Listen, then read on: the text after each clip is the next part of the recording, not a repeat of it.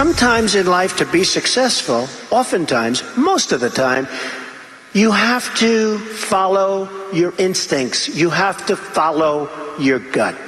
You have to. Trump talking 4 years ago about trusting his gut. In his new book, best-selling author Michael Lewis explores the science between decision-making and when gut instinct collides head-on with data. We've got Michael with us now. Always great to have Michael here. Yeah, it is. And I think this is a fascinating time to have this discussion. I'm not sure you timed the books more perfectly. I did not have the Trump administration in mind. You didn't? Okay. You can filter the Trump administration through it.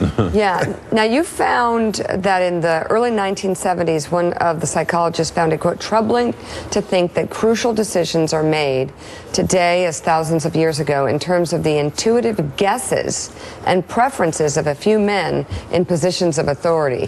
Why frightening? Because they were such consequential decisions? Not just that, but these are the two Israeli psychologists, Danny Kahneman and Amos Tversky, who did the initial work on human judgment and decision making. And if there's like a central lesson to their work, it's the fallibility of the human mind when it's operating with pure intuition.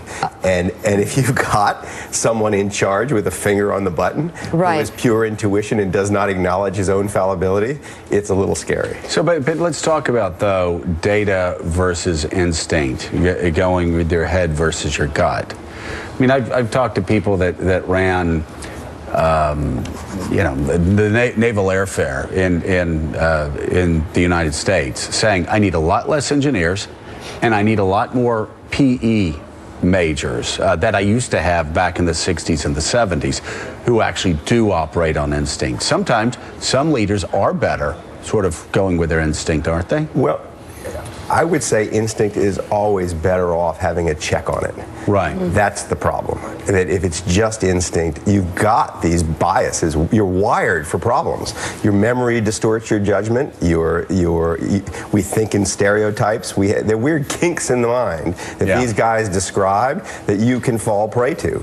And I'll give you a counterexample. Okay. These guys were brought in by Delta Airlines in the late 80s who were having all kinds of problems in their cockpits because pilots were doing things that making mistakes that were non-fatal, like landing in Miami instead of Fort Lauderdale. Well, like taking off at LAX. No, I remember these because they had like 3 incidents. They take off from LAX, they accidentally turn off the engine, almost crashes it into the Pacific. And they said, "What do you do? What's the problem?" And Amos Tversky said, "The problem is you've got an autocrat in the cockpit. You've got a captain. Nobody questions judgment. No one checks, and it's the structure of the environment." Yeah. And the Delta Airlines changed the way they train pilots because of these guys, and made it a more collaborative environment. People could check each other's thinking.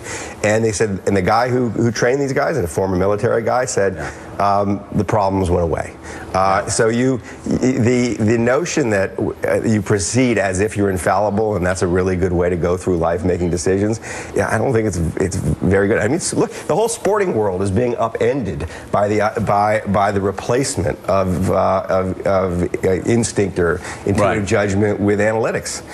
Why is that? It's because the analytics do a better job of it. Hey, how about the fact that now women are helping make decisions? Isn't that going to make things better? Seriously. Seriously, yes. Yeah. They're not helping make decisions in decisions places. They don't make decisions Why don't we the have same way. women running Wall Street firms? I mean, the financial crisis wouldn't have happened. Say if it had been Lehman Brothers and sisters, we wouldn't have jumped off that cliff. I think that's absolutely true. I think that's absolutely true. And that would have been the check. Yes. It's not that you want it to be all Lehman sisters, but you want that combination of more risk tolerance and less risk tolerance. That's right. And different approaches to the problem. But are there instances that you found during your research, Michael, where somebody acting on instinct actually does a better job than somebody who's going on data and experience?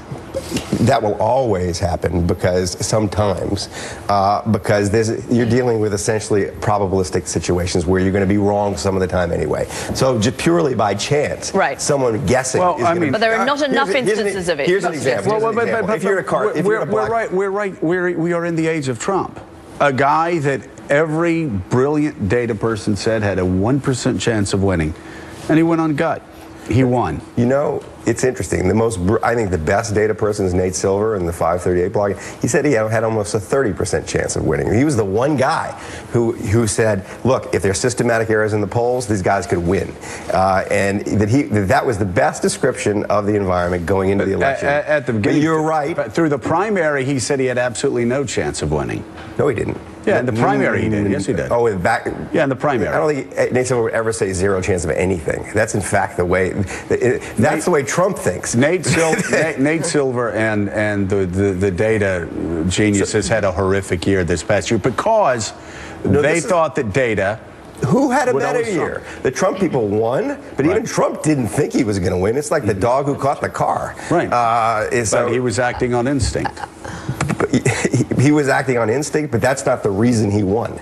My point is, he was acting on instinct, but Jared had a very good data generation too. This is why this subject never goes away, because the guy at the blackjack table who's just doing it by gut and because he feels lucky will sometimes beat the guy who's counting the cards, and it deludes everybody into thinking that it's better not to count the cards. But it's always better to count the cards. Right, well, the thing is, Willie, though, what we saw 4 years ago. No, we're not going to leave it there. What we saw 4 years ago was we had everybody believing that politics could be stripped down. And by the way, I agree with your premise. I'm playing. I know. I'm playing devil's advocate here. But 4 years ago, everybody said that politics, that all the passion, all the instinct could be drained out of it, and it was all just ones and zeros.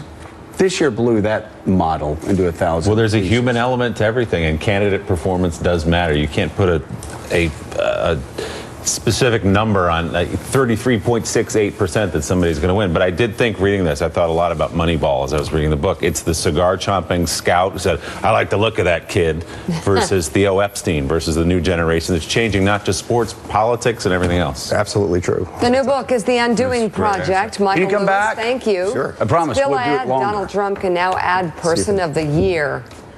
And he would say finally, because they were too late and they messed it up last year. That's just what he would say. That's what he would say. Before President-elect in his title. Every year. Every year. We'll speak with Times Those are editor-in-chief on how difficult a choice it was this year.